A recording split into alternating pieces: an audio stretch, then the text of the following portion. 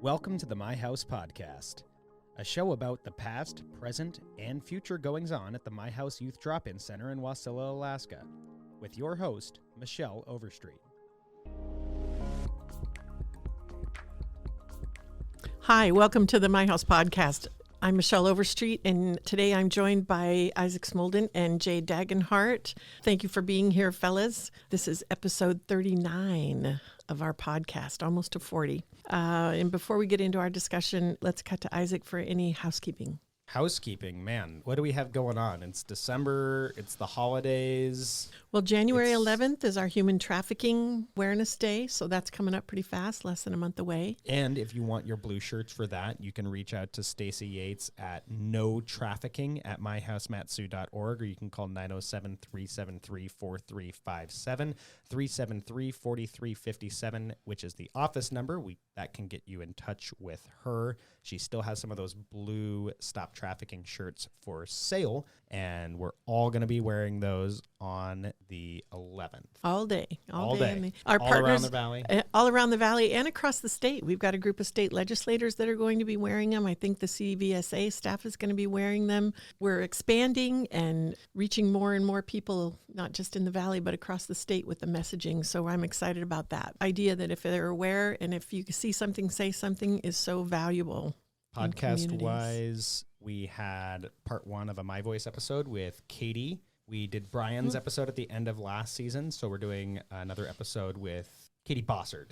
Because we have two Katies that are case managers now. Yeah, Katie, but you have Catherine. But we have Catherine and we have Katie. So Katie's part one just released on Wednesday, and part two, we don't want to wait 2 weeks anymore in between My Voice episodes. So yeah, when it's a two-part, it's a long time to wait, man. This upcoming Wednesday, after this releases, will be part two. And I got to listen to it, blind and listen to it. I was honestly blown away.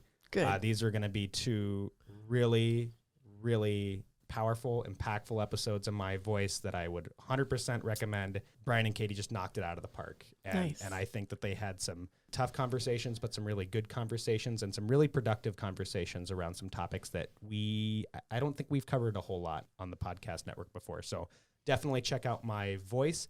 Also, we have a TikTok, and we've been releasing YouTube shorts as well. So if you are more into the short form content, we have podcast clips on there. We're working on getting some other content on there. We've got a lot of exciting plans for January that I can't wait to talk about more at a later date. But for now, My House Matsu on TikTok or our YouTube channel, My House Matsu as well.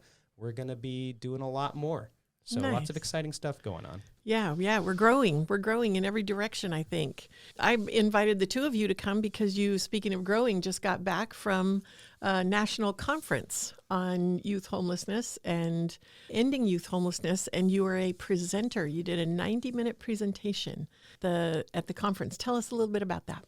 Yeah, so for the last 3 years, we've had an RHY grant, which is Runaway Homeless Youth Grant, that has sponsored my position as outreach and sponsored our street outreach program. And so their national conference, first time since 2019, it was in person. So there was about 1,000 people there in Seattle, great conference, and we were invited to share a 90-minute session on doing street outreach in large rural areas. And, of course, we qualify for that because we cover the area the size of West Virginia. It was great. What'd you say, Isaac, about 100 people in our breakout session? Yeah, I got to live out my lifelong fantasy of being a professor because they put us in the auditorium section. So it was all this like tiered university-style seating with the desks. But we had a pretty good turnout. We got to see a lot of former podcast guests because Associate Commissioner Waller was there and Commissioner Jones-Gaston was there. Nice. And Tom Bonington was there. So we chatted with them throughout the week. And then when it came to our presentation, I mean, don't want to say we brought the house down, but Jay and I were pretty dynamic. We out did. there. We were kind of like Batman and Robin. Well, I know that there was a group from Medford, Oregon that visited here this summer and is working to duplicate a lot of the parts of our model.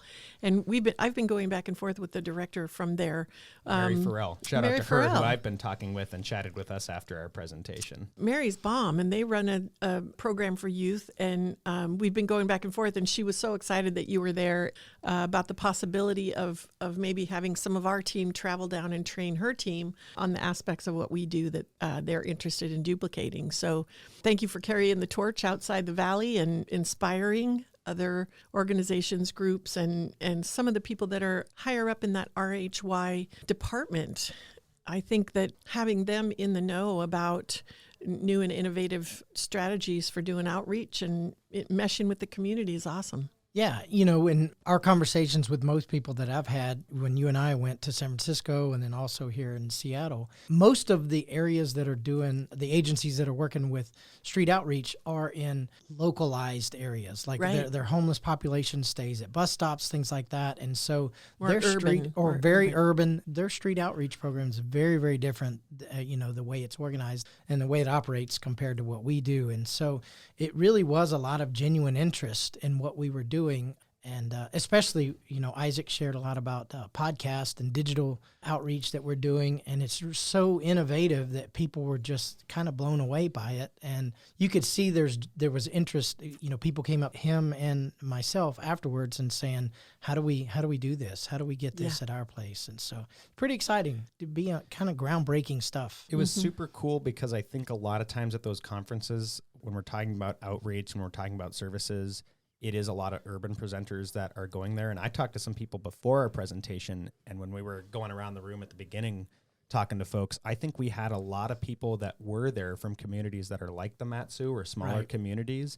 But even just to have that fellowship with organizations that are like ours, that are having some unique challenges in their communities because they are more spread out or they are serving a more rural population, that was something that I don't think we get a lot at those national trainings or those national conferences. And to be, even outside of being a presenter, to being a part of that space was pretty awesome. A lot of times when you're hearing from a presenter, when Jay and I are sitting in one of those sessions, it's folks from Chicago and folks from LA or Seattle, Detroit, Washington, cities. DC. And there's nothing wrong with that. No. But being in a room with a lot of providers that were from rural Oklahoma, or we had one person I talked to was from Eastern Washington, where I have a lot of family members, and that's very different than the Seattle-Tacoma area. Yeah. So that was pretty. There was a group that sat in front of Isaac and I in one of our breakout sessions, and they were from somewhere in Washington State. I can't remember, but it was really rural, like our area, and so they were really interested. A couple of them actually came to our presentation because I think she told me they cover the size of like Rhode Island. They cover a large geographical area too. So,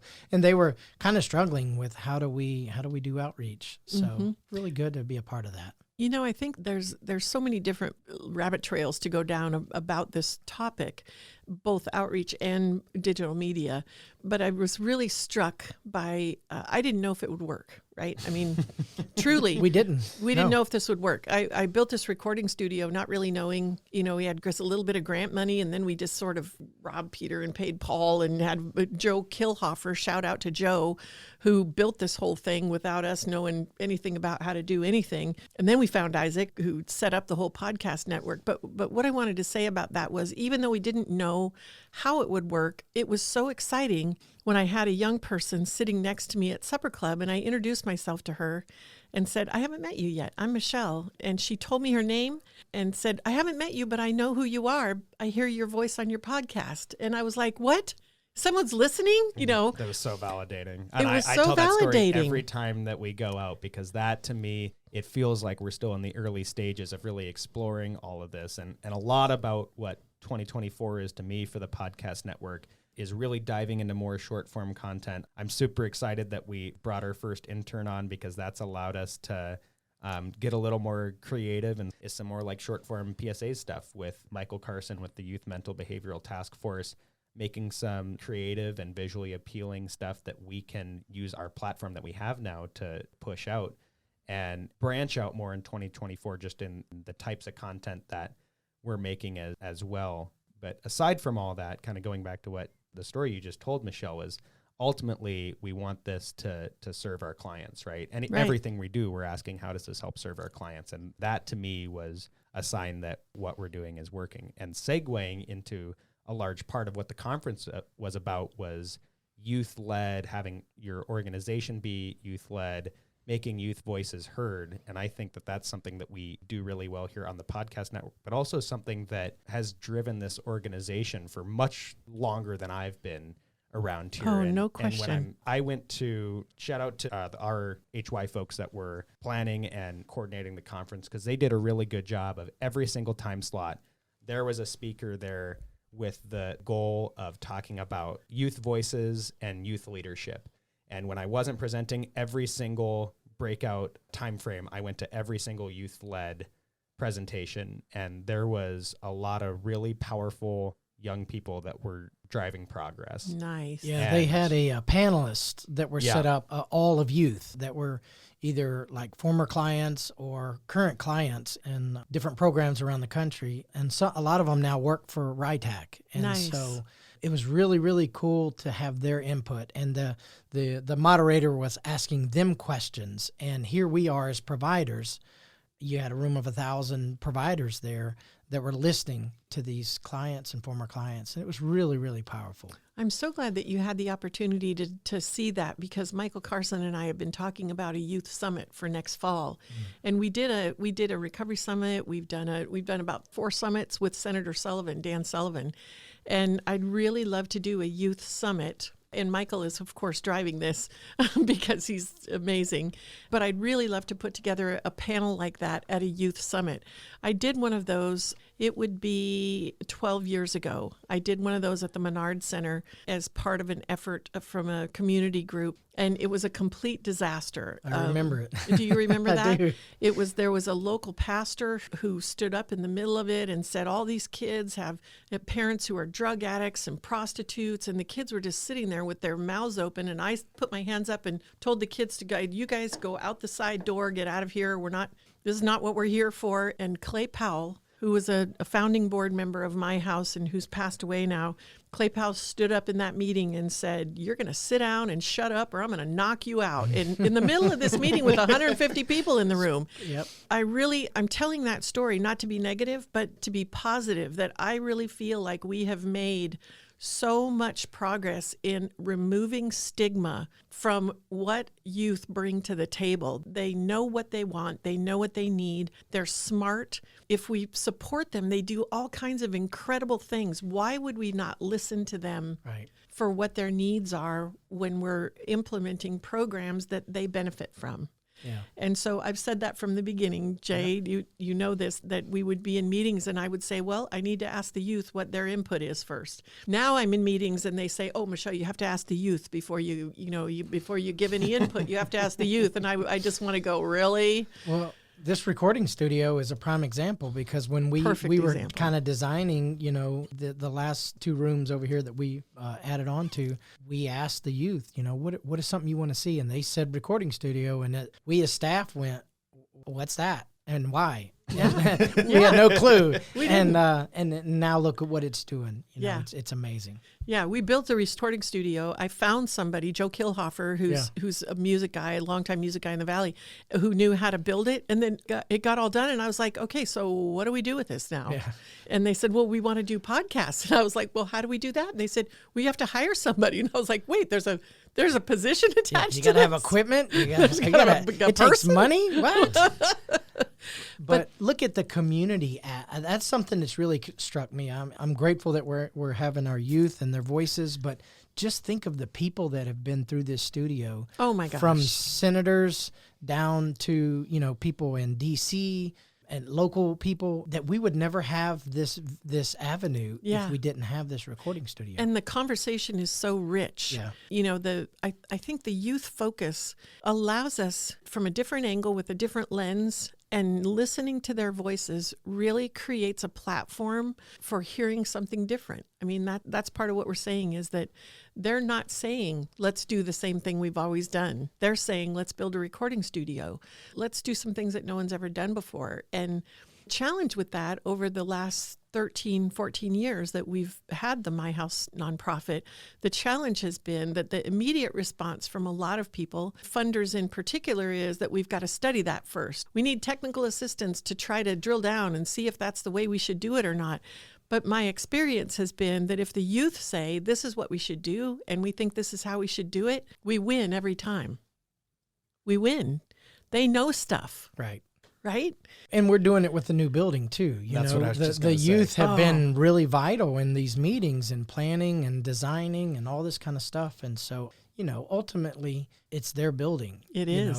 They're the ones that will be utilizing the services and benefits and things like that. So why would we not listen to them? You know, it's kind of foolish not to.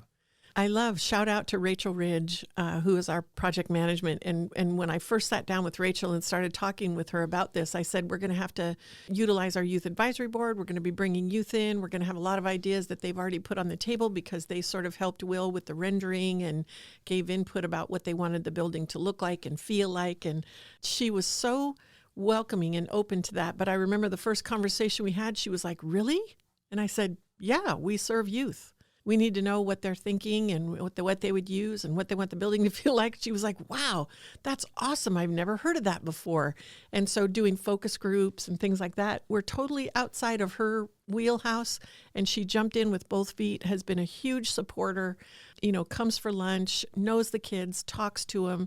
It's powerful. And I really feel like that's the magic. That's the secret sauce. Why does my house work so well? Because we listen to the youth.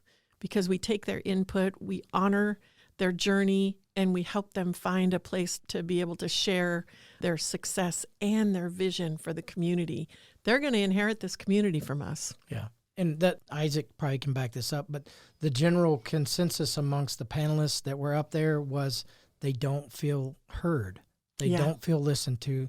And one of them even said, we keep getting told we're, the future. And they said, no, we're the present. I think we always treat youth like they are very important. And so that leads me to think about the housing. We just did a housing satisfaction survey recently. And one of the things that, that in this, there's like 5 questions, all the scores were not high, but the score that we got the highest on was that they were treated fairly. And they felt like they mattered. They didn't always like their roommates. They didn't. Right. They scored low, some things low, and it didn't all come together to be what they wanted it to be. But they felt like they mattered, and they felt like they were treated fairly. Right? Yeah. They're treated fairly here, and so I love that. I think that's a statement about listening to youth voices.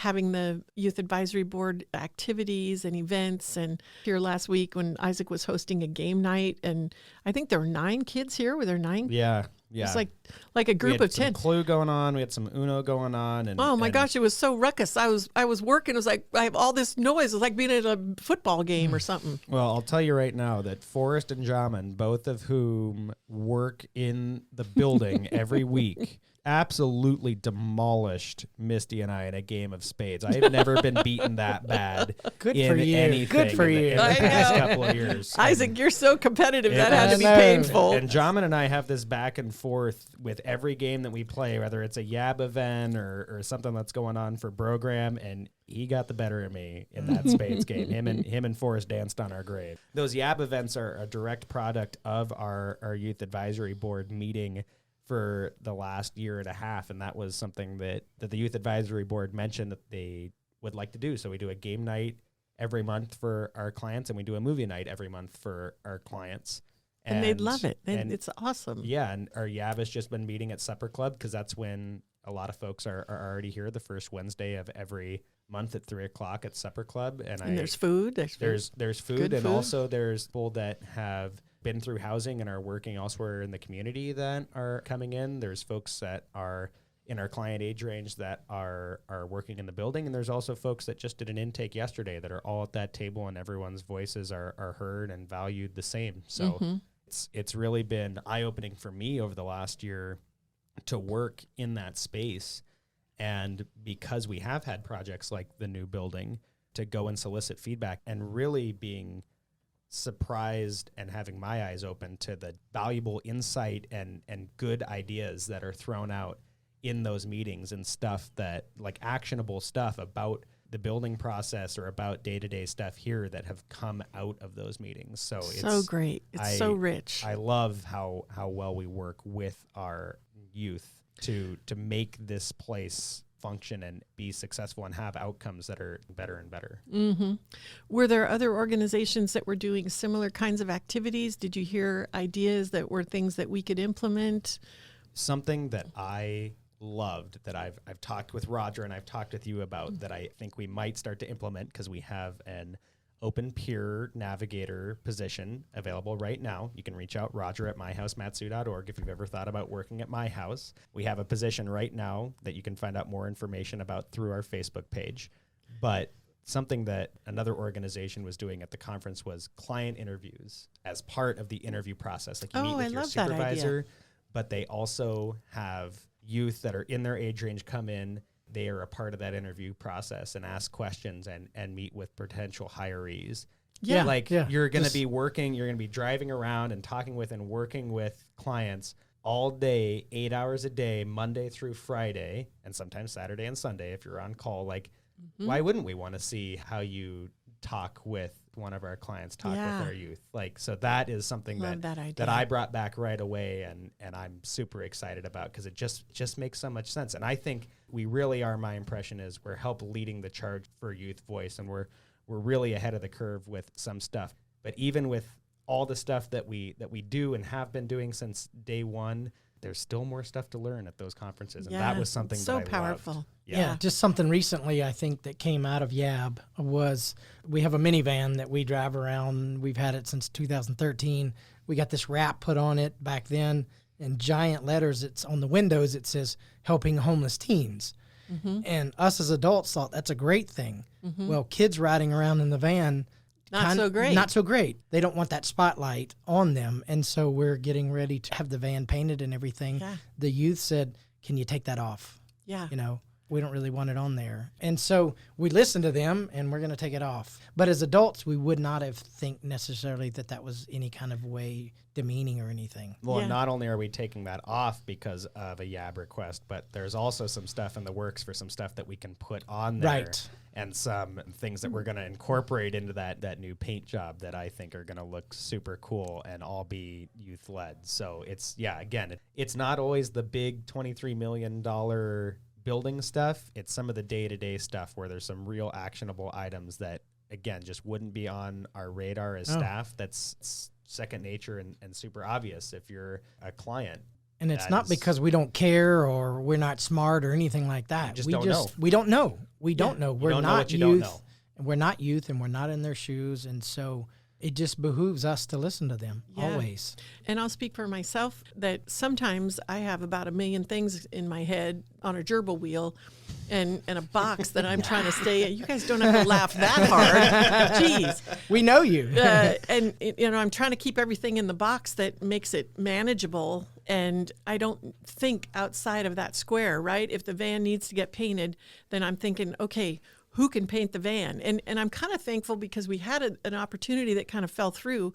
And I called my friend Perry the painter and said, Perry, can you paint this van for us? And would you meet with the kids and talk with them about what their ideas are and then translate that into something really cool? And he was like, I would love to do that. And so, again, that we wouldn't have engaged that piece of the community, right? That guy's a nationally known hot rod pinstripe painter. He's going to come and has done car shows in our parking lot 8 years ago, and some really fun things. And so again, that influence from the youth opens up another avenue for something fun, something exciting, something that would be interesting. Isaac's given me the signal. That's all the time we have for today. That's good because we don't need to ramble on. Today, I want to really thank Jay and Isaac for not just the podcast, for representing us so well at the national conference. And a 90-minute presentation is commendable. That's, your game on, right? We're talkers. You're gonna we're both talkers. It felt like 10 minutes. Yeah. We had it easy. But that's a lot of time to fill and a lot of information to give out. And I had phone calls from people who were there who said, you killed it. Thanks for representing us so well on a national platform and in our own community. The My House podcast is recorded at the My House studio in Wasilla, Alaska. Our producer and editor is Isaac Smolden with some assistance from Ozzy. And I'm Michelle Overstreet. Until next time, thank you for listening.